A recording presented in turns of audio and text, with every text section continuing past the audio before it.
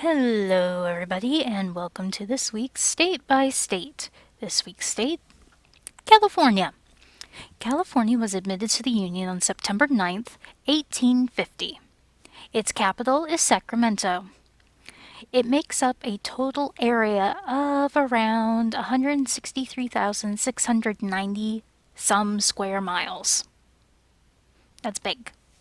Makes it the third biggest state in the Union.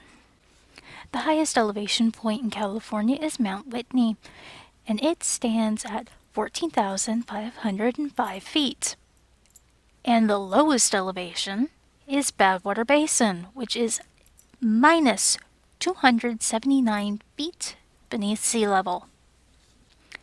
California's economy is so robust that if it became its own country, it would be the fifth largest economy in the world. This is the flag of California, also called the bear flag. It was adopted in 1911. The bear on the flag actually does have a name. Its name is Monarch, and it is based off of the California grizzly bear, sadly an extinct subspecies of the grizzly that was held in captivity. After Monarch's death in 1911, he was stuffed and mounted and can now be seen at the Academy of Sciences at Golden Gate State Park.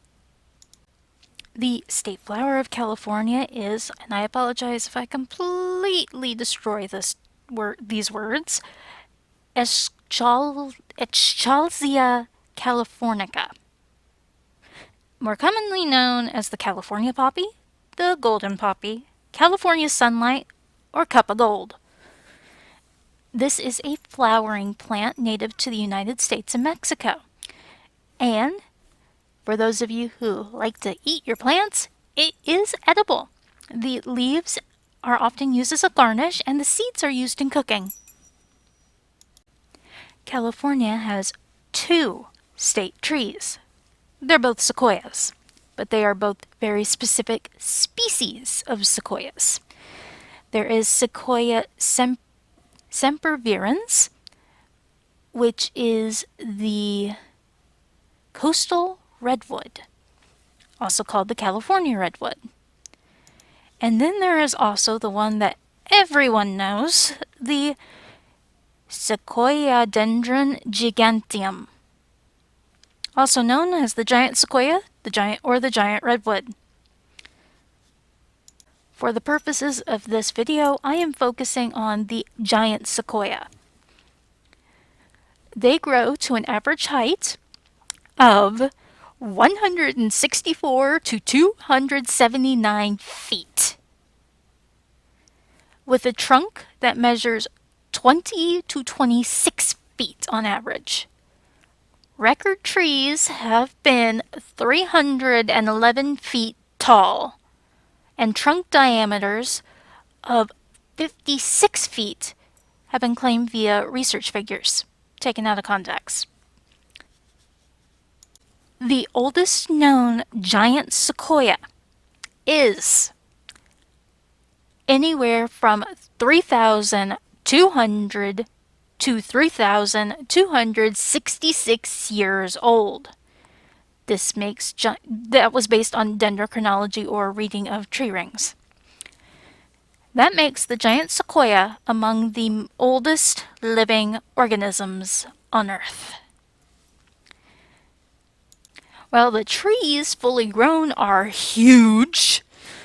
The seeds are only about anywhere from 0.16 to 0.2 inches. That's tiny. How tiny, you may ask? That's about the size of a pencil eraser. California has a state fossil. It is the Similodon, more commonly known as the saber-toothed cat or the saber-toothed tiger, despite not being related to tigers or other modern cats. It lived in the Americas during the Pleistocene epoch, roughly 10,000 years ago.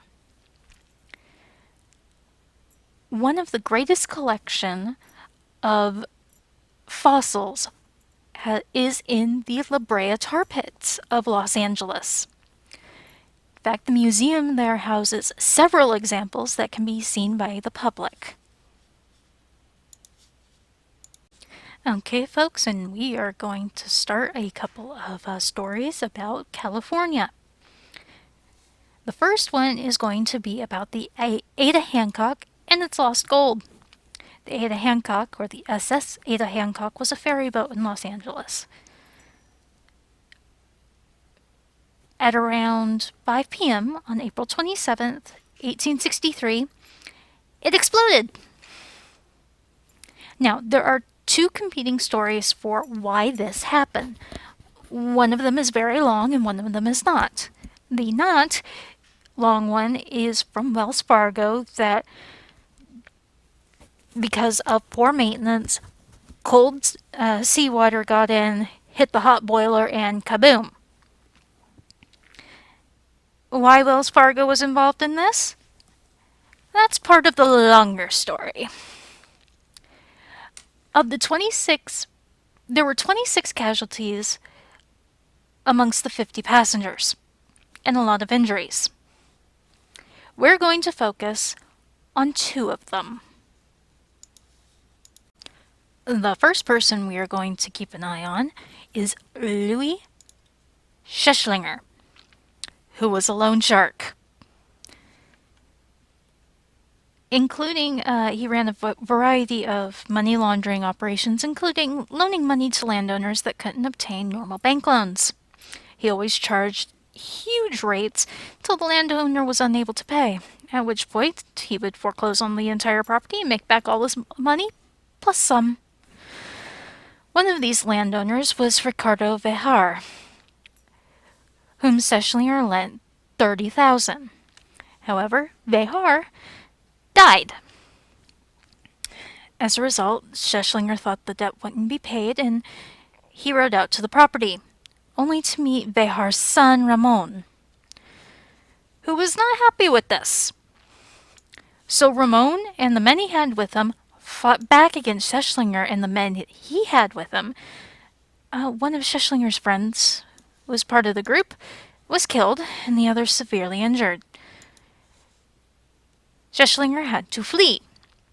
Now he had to flee very far because he learned that Ramon Vejar was planning on coming after him and was going to murder him. So he sold off all the remainder of his loans to a man named Clark, who paid him with a draft of $100,000 from Wells Fargo. Which brings our story up to April 27th. Now, the other person we are going to be focusing on is William Ritchie, who was a Wells Fargo agent. So, Schechlinger withdrew the $100,000 worth of gold from Wells Fargo, because I guess that was the easier way of getting the money. Who knows? And he was going to give the money to William Ritchie to take to another place. Mind you, this is happening in Los Angeles. He was going to go to San Francisco, and then Schechlinger would meet him up there. Ritchie was, at the time, also carrying $25,000 in gold from Wells Fargo that was going to be transferred between the Los Angeles Bureau and the San Francisco Bureau. Now, Ritchie, he wasn't going to do that.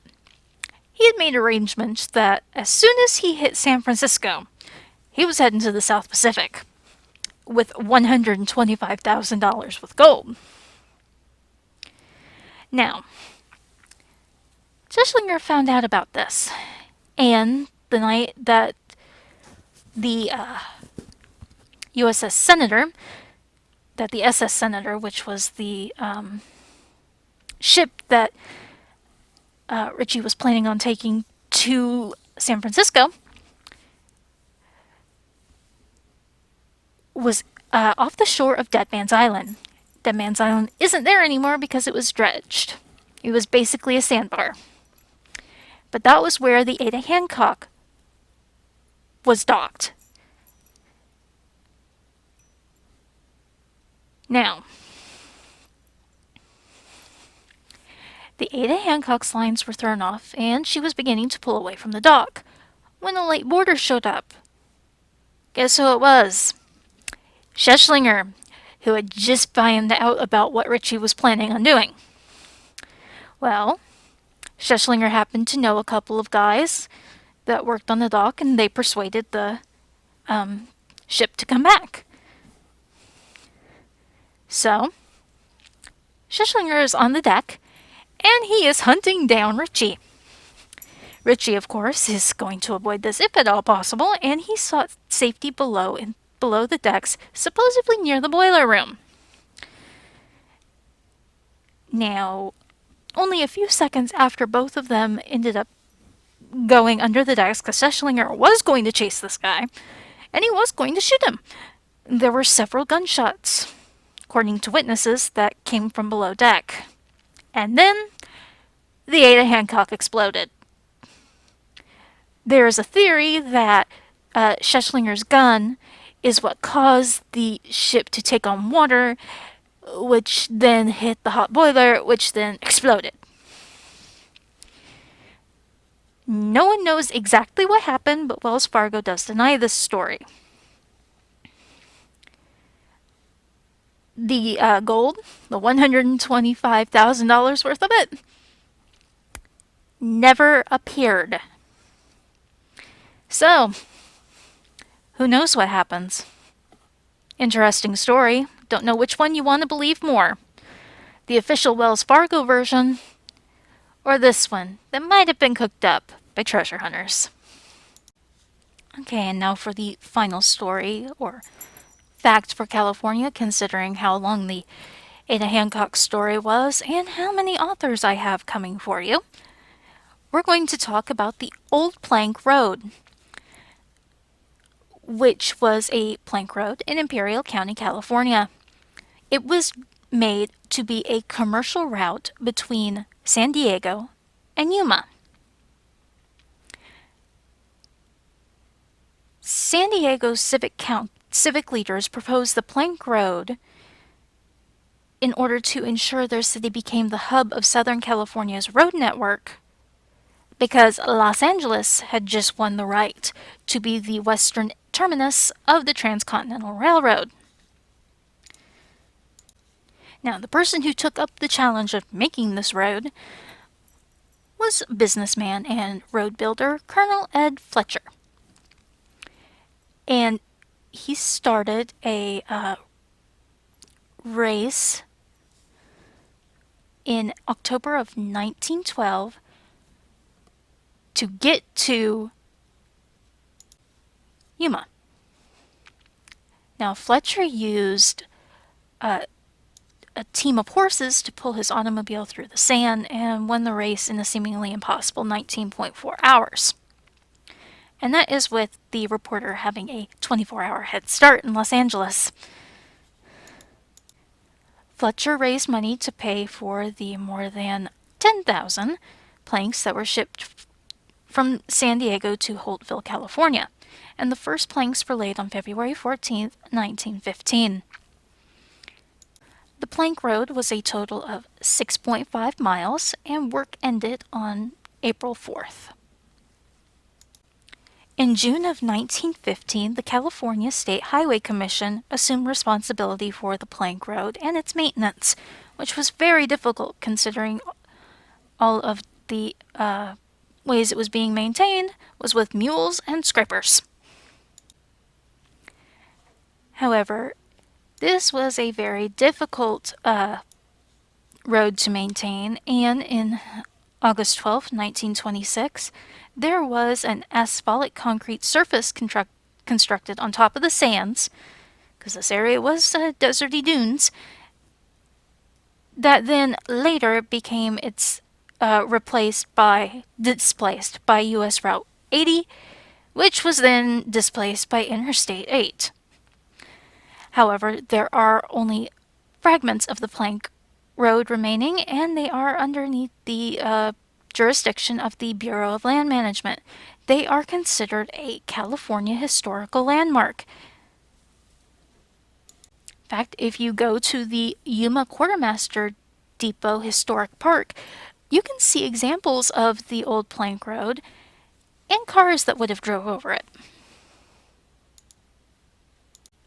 Now on to the authors. This time we have a much longer list because California seems to have produced quite a fine amount of authors. In fact, I'm giving you guys a challenge. At the end of this video, comment down below on an author you know who's from California, who isn't on my list.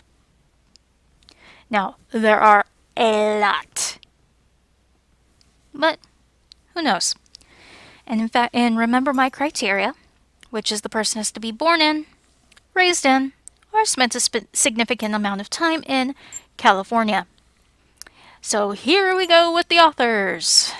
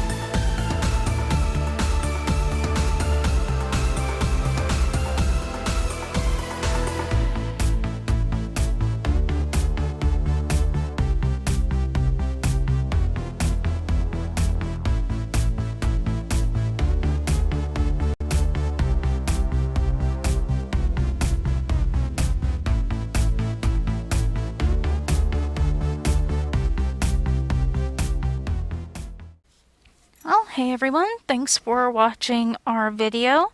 Remember to like and subscribe, and don't forget my challenge. Tell me who your favorite California author is if they weren't listed in my list. Next week, our state is going to be Colorado. Bye, and I hope you guys have a great week.